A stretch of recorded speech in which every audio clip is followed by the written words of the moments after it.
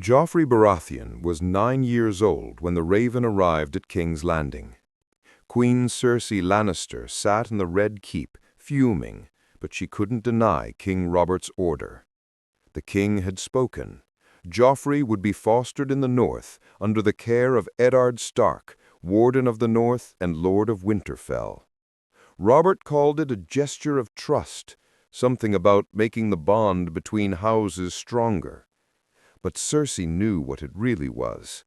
Robert was tired of Joffrey's arrogance, his cruelty, his spoiled tantrums.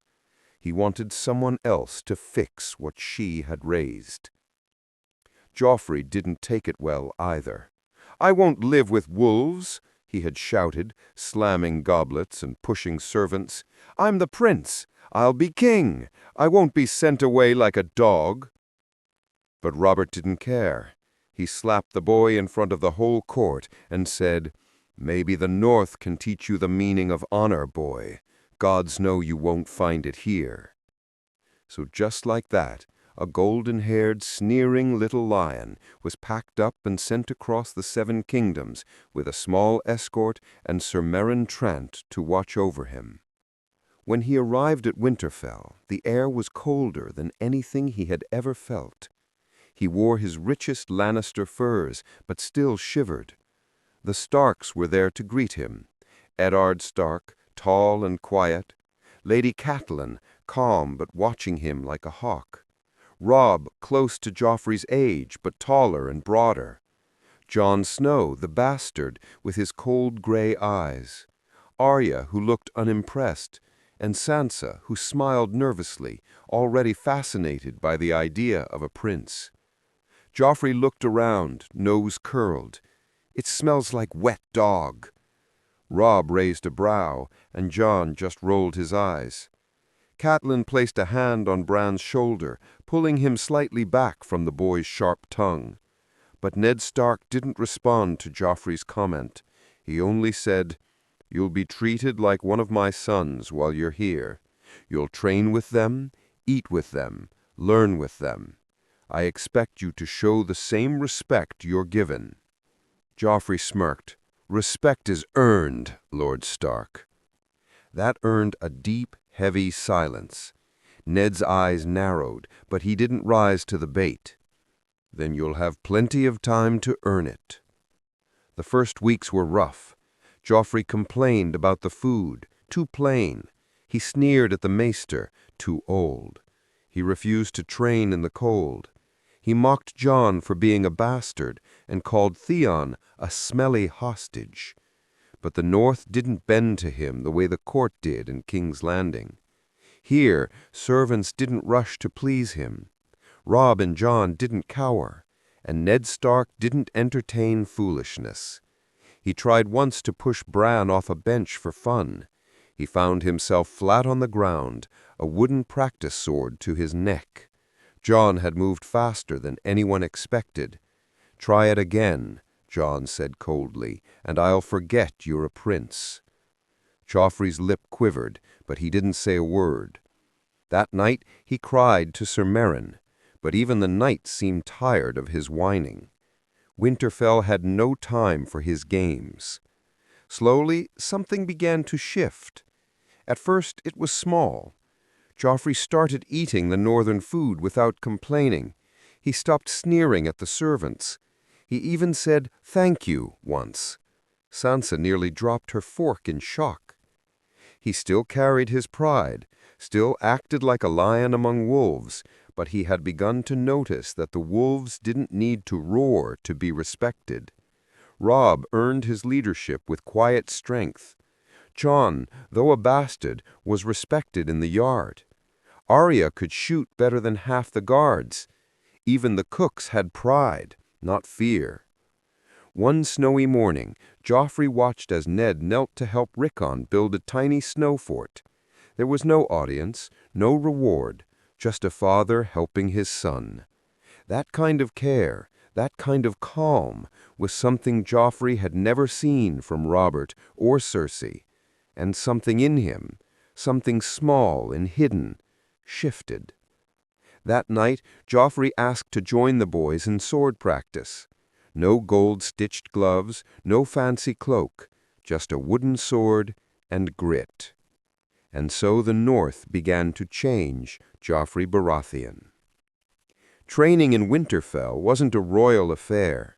There were no gold swords or polished marble floors, no parade of knights cheering on a spoiled prince. It was mud, sweat, bruises, and cold air biting at your skin. Sir Roderick Cassel ran the yard like a battlefield, not a lesson. And when Joffrey stepped into it for the first time with a wooden sword in his soft hands, he quickly learned how different the North really was. Robb Stark didn't hold back.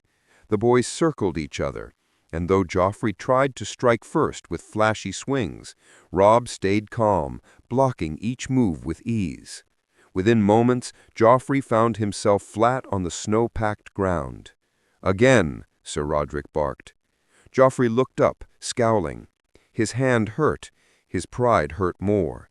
"He hit me too hard."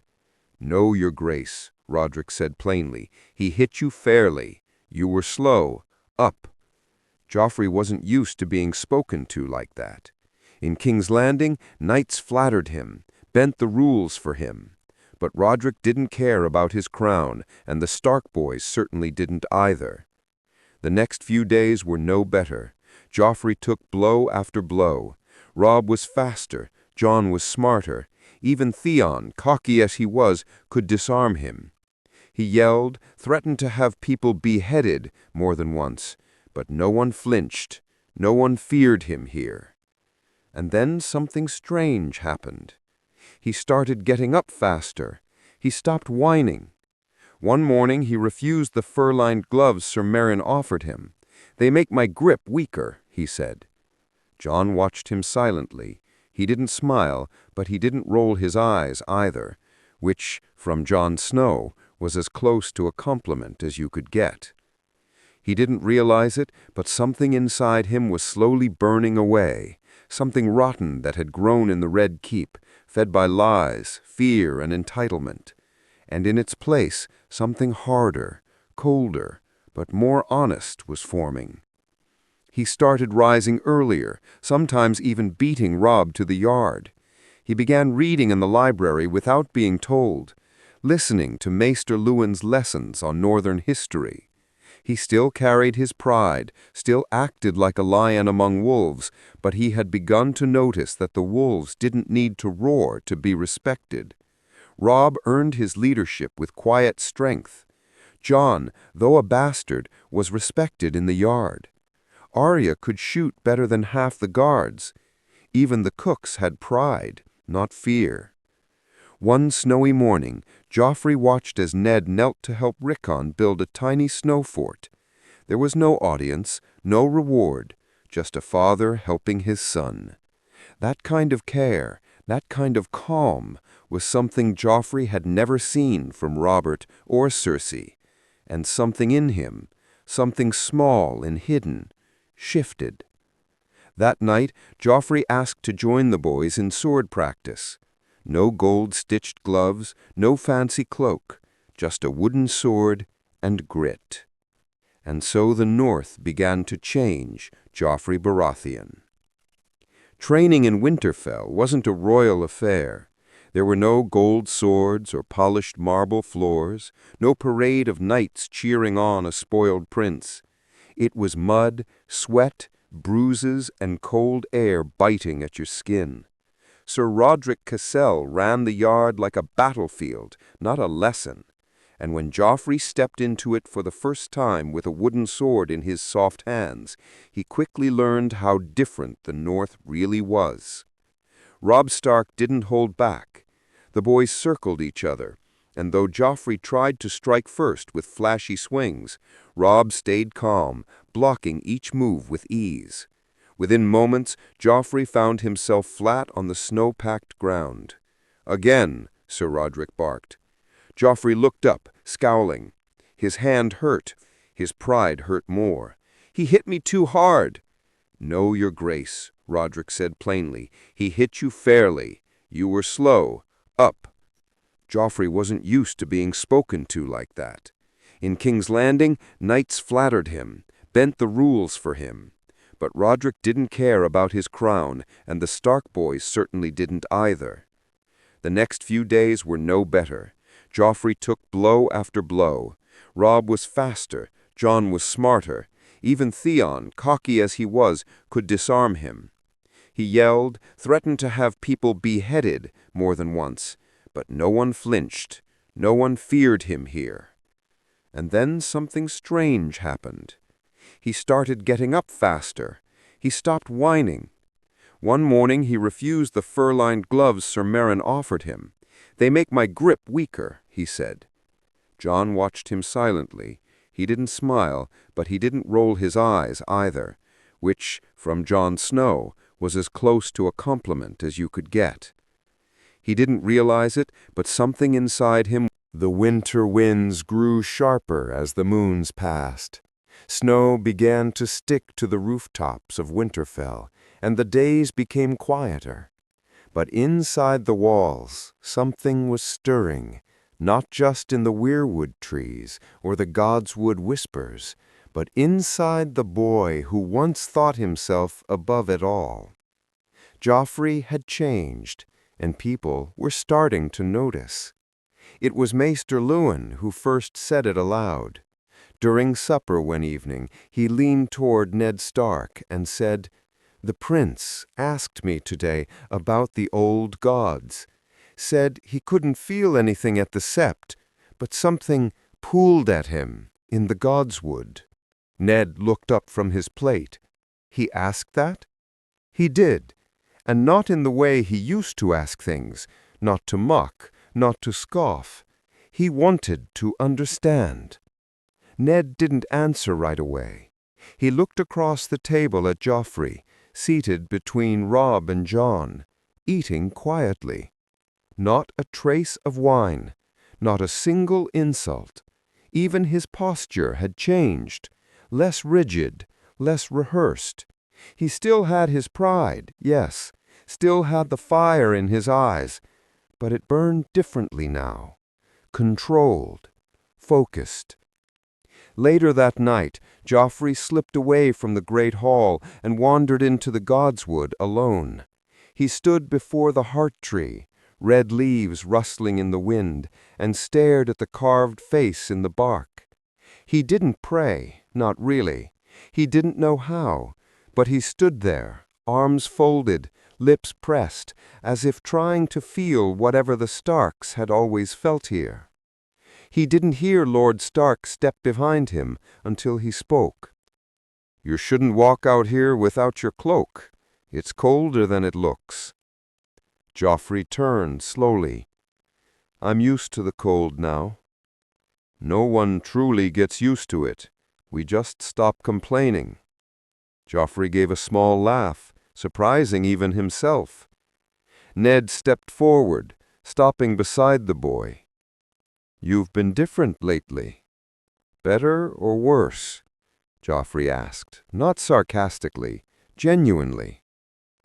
"Different," Ned repeated. "The North doesn't make men better or worse. It shows them who they really are." Joffrey thought about that. "And what do you see when you look at me now?" Ned took a long pause before answering.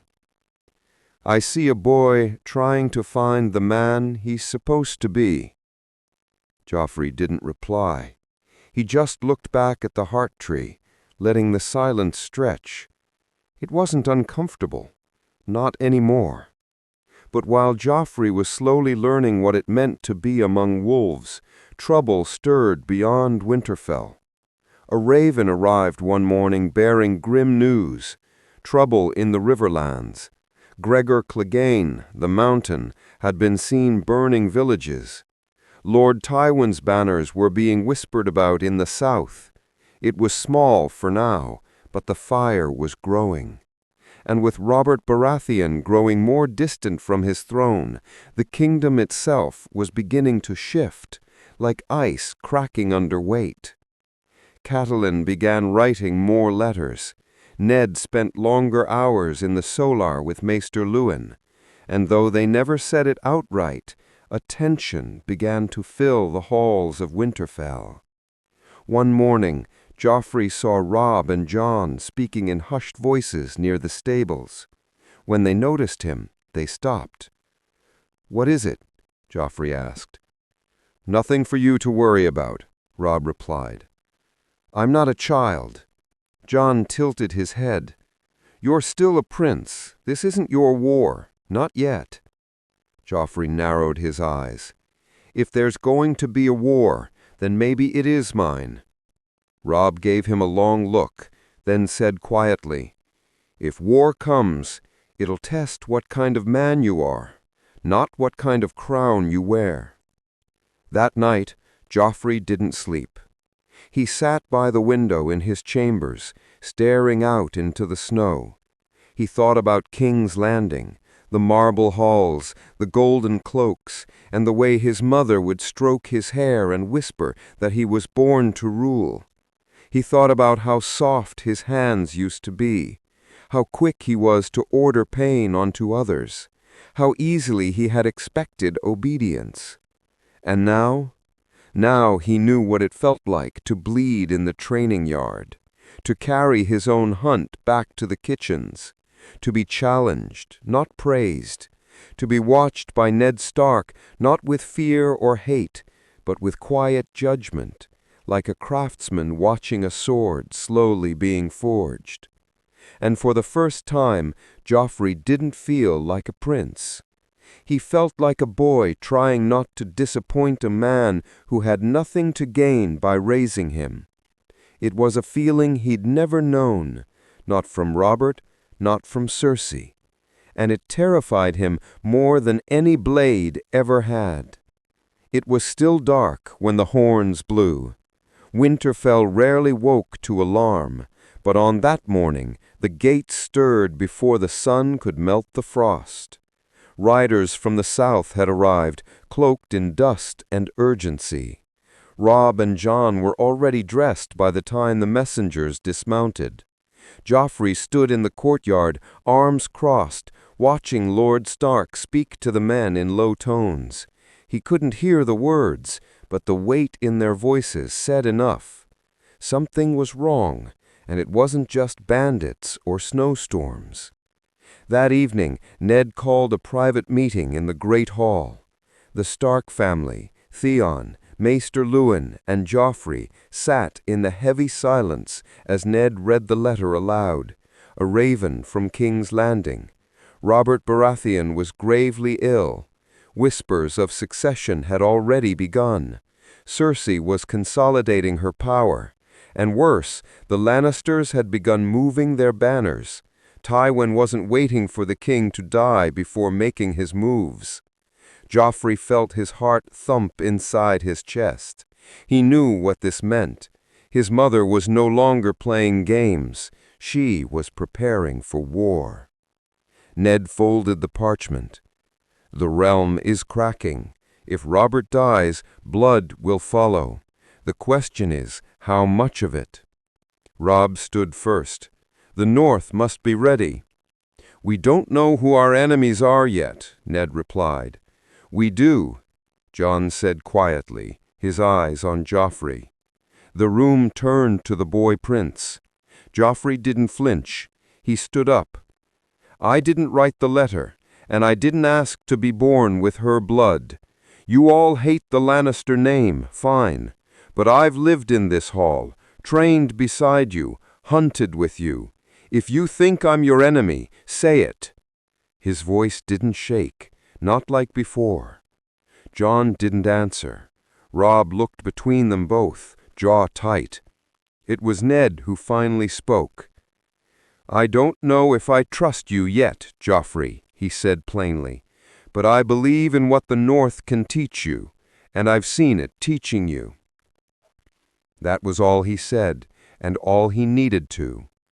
The next day preparations began. The castle pace changed. Blacksmiths worked longer hours. Ravens flew faster. Swords were sharpened, not polished.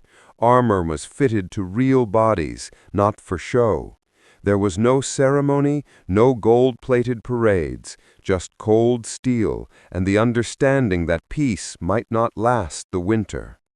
Joffrey, to everyone's surprise, didn't ask for special treatment. He trained harder. He listened more.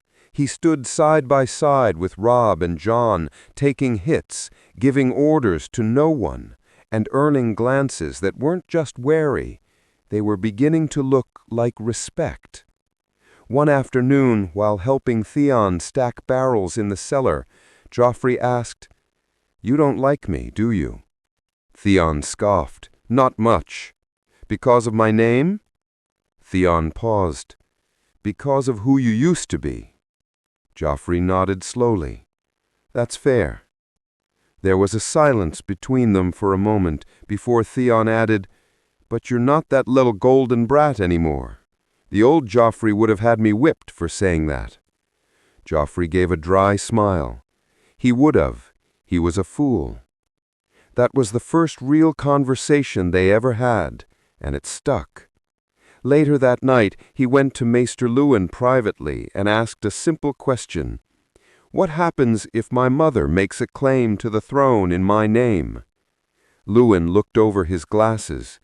"Then you'll have a choice to make, one that could cost you everything." Joffrey sat in silence for a long time. "I don't want her war," he said eventually. "I don't want her throne." Luwin folded his hands. "Then make sure no one gives it to you." That night, Joffrey took a knife and quietly cut the crimson and gold thread from one of his old cloaks, the Lannister colors, and tossed them into the fire. He didn't. The next raven came during a snowstorm.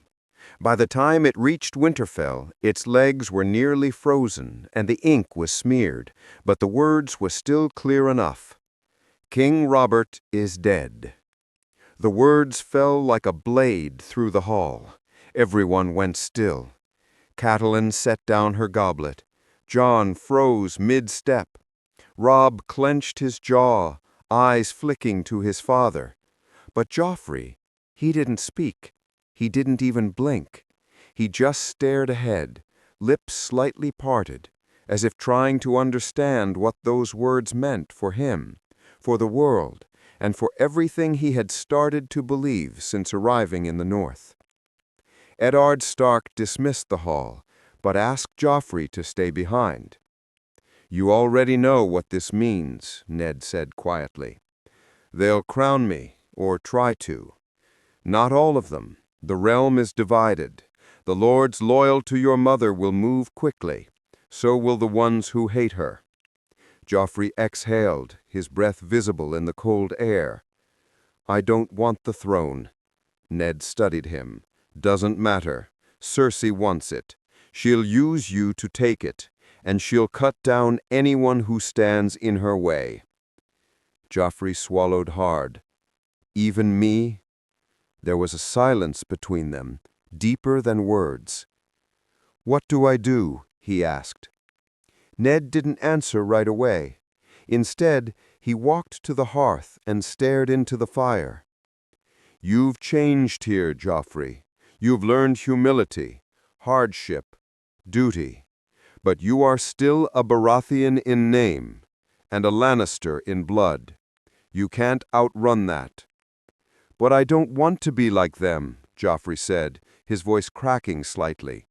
"Not like her." "Then don't be." Simple words, but they hit deep. That night Joffrey didn't sleep again. He stared at the map of the 7 kingdoms Maester Luwin had given him weeks ago. His name might soon echo in every corner of it, and not because he deserved it, but because others wanted him to have it, use it, claim it. By morning, another raven arrived, this time addressed to His Grace Joffrey of House Baratheon, first of his name. The letter was sealed in Lannister red and gold, the wax shaped in the lion's snarling mouth. Cersei had written it herself. Joffrey opened it slowly. His hands didn't shake, not anymore, but his jaw clenched as he read each line. "Come home, my son. Your time has come. The crown awaits. Your father is gone, and the wolves are not to be trusted. They will turn on you when the time is right. You are not one of them. You are king. Come south. Come to your destiny. Mother." He read it 3 times before he handed it to Ned Stark. "She's not asking," Joffrey said. "She's demanding." Ned nodded. "She won't wait long." "What if I stay?" Joffrey asked. "Then she'll send men to drag you back. Or worse, she'll crown someone else in your name, a puppet, just as dangerous." "Could I refuse the crown, publicly?" Ned gave him a look. "That would cause more chaos than taking it.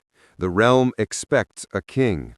A boy refusing the throne would make him look weak, dishonorable, or worse, manipulated by traitors." "Like the Starks," Joffrey said bitterly. "Aye, like the Starks."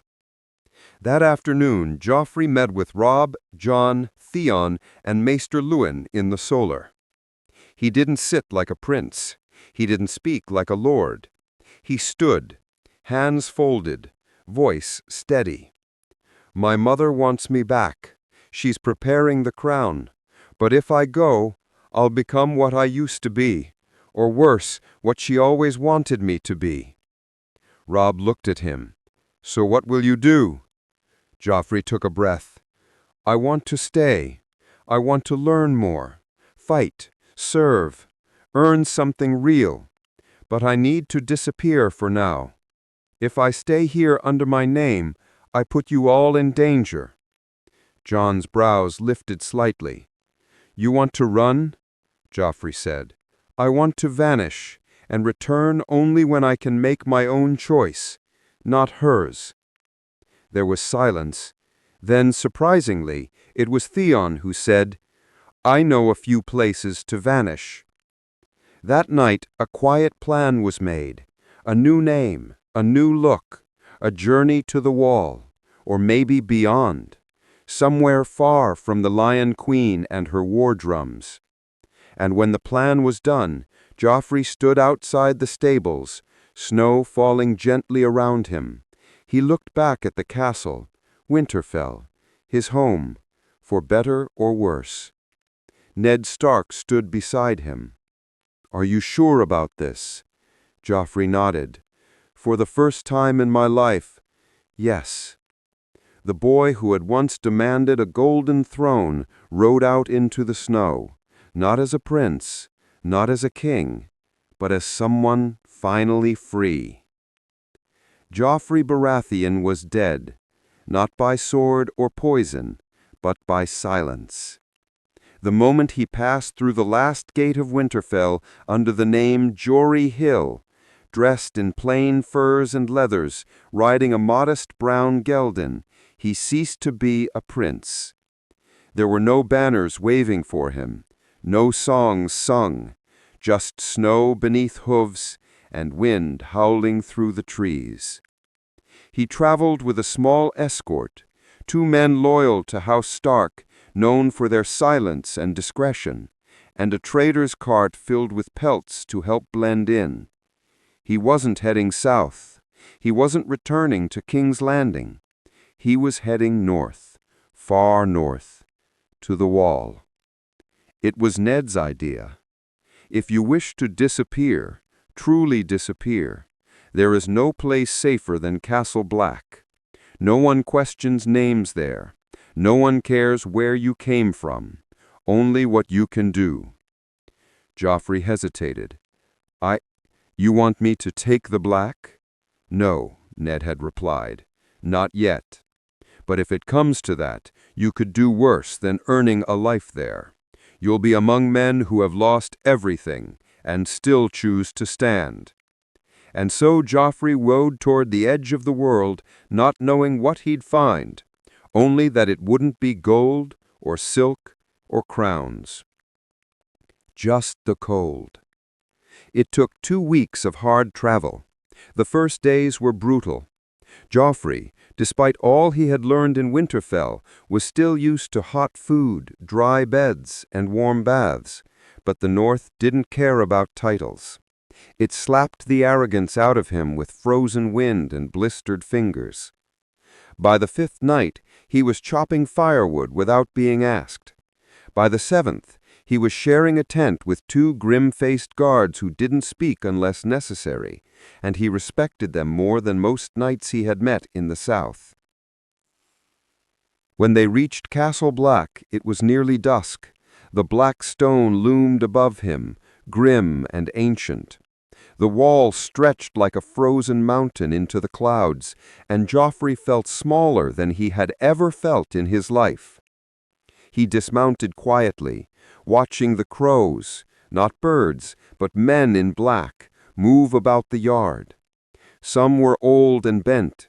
Others were boys his age, with eyes colder than the snow. None looked impressed by a newcomer. And that's exactly what he wanted. He was introduced as Jory Hill, a boy from a minor house, distant kin of the Vale, orphaned and sent north to serve in whatever way he could. The men at the gate barely looked up. "Another stray," one muttered. "Better than another rapist."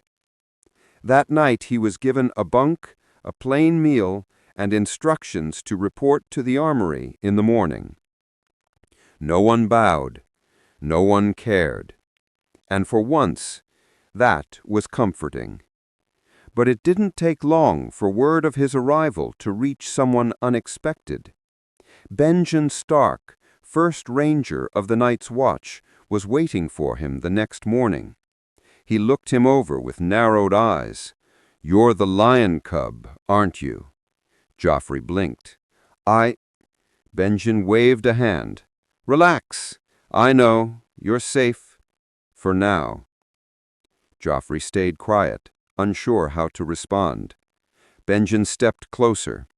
"You said you're not the boy you were when you arrived in Winterfell. I hope that's true." "It is. I don't want a throne. I want to be more than someone else's weapon." Benjen studied him for a long moment, then nodded. "We'll see. You'll earn your place here like anyone else. No favors, no shortcuts. You fall behind, you get left behind. I wouldn't expect anything else." So began a new chapter, not of royalty, but of survival. The Wall didn't care who your mother was. Joffrey had spent months living among thieves, bastards, and broken men. He scrubbed floors, repaired cloaks, and patrolled in silence beside brothers who didn't even know his real name. He bled in the snow like the rest. He learned to listen, not bark orders. And for once, he felt like someone real. Not a crown, not a name, not a Lannister. But peace, especially in the North, never lasted long. It started with a rider. One black horse, foaming at the mouth, galloping across the snow-covered path toward Castle Black. The guard at the gate recognized the banner, not one of the Night's Watch, but of House Stark.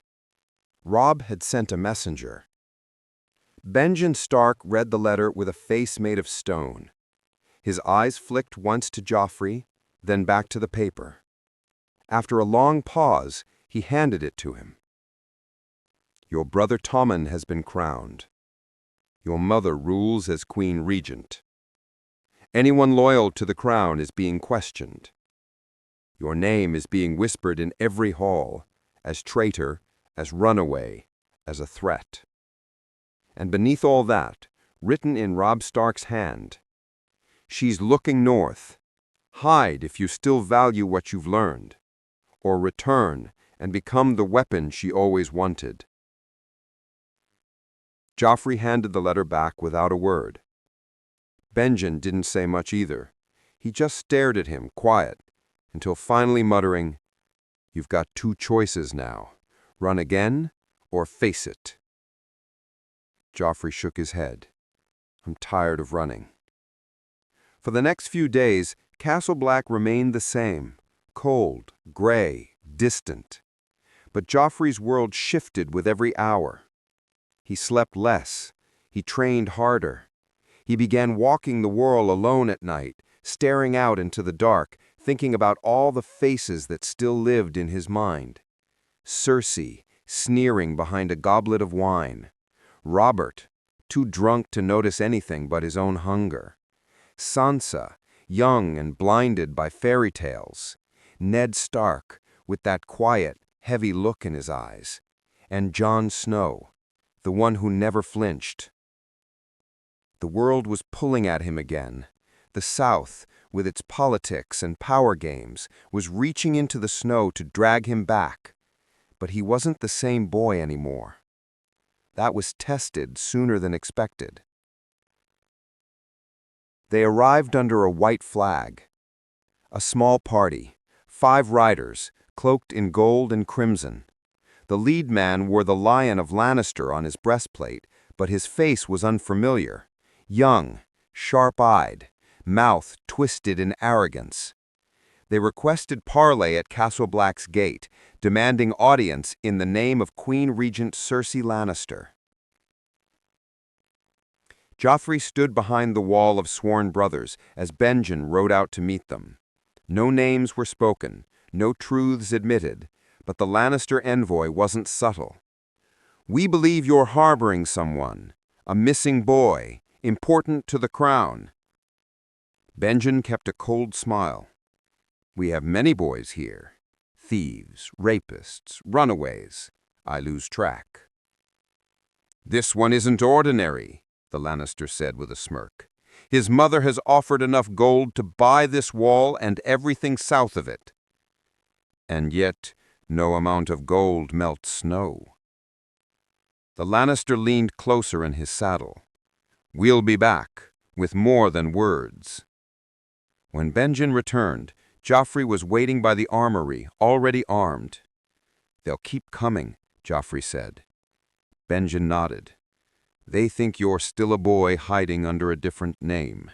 They don't know what you've become." "I should leave," Joffrey said, though his voice wasn't steady. "They'll kill brothers if they think I'm here." Benjen stepped closer. "And run again? Or face them on your own terms?" Joffrey's jaw tightened. "I need to show her, show them all." "Then be ready, because when she finds out you're alive and not loyal, she won't send messengers next time. She'll send monsters." Joffrey looked out at the woods, to the place where the Lannister riders had vanished. He could almost feel his mother's hand tightening around the realm, around him, even from hundreds of leagues away. He had thought changing was enough. But now he realized he had to prove it.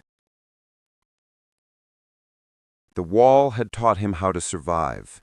Winterfell had taught him how to grow. But if he was going to live as his own man, not Cersei's son, not a pawn on a golden board, then he would have to fight for that freedom. And the fight was coming fast.